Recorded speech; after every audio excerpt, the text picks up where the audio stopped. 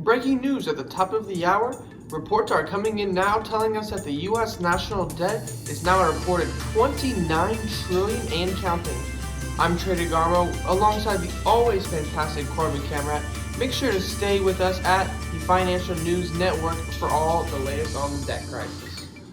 I don't see this debt going anywhere anytime soon because systematically we have not allowed it to continue to snowball to where we are, and now is little hope that it can be paid off.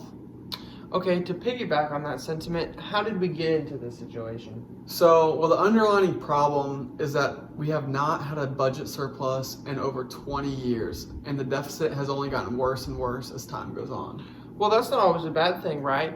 Not all of the U.S. debt is bad debt, and as long as the U.S. can continue to pay interest on those debts, they can continue this path theoretically in perpetuity.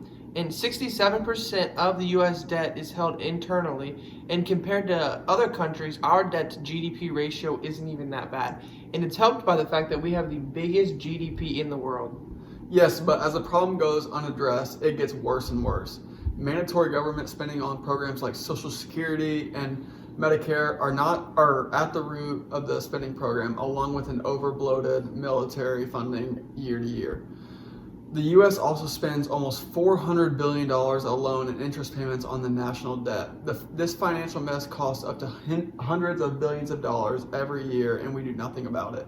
So what is your genius answer to the problem? Raise taxes, cut mandatory spending, or cut the defense budget and lose our superpower status?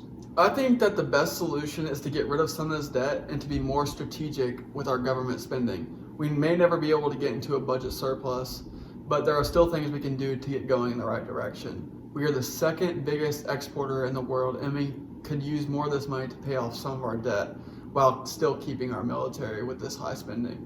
I think raising corporate income taxes when inflation is occurring could be a possibility. I agree with those statements, and I think that the $400 billion in interest payments is really handicapping our government spending.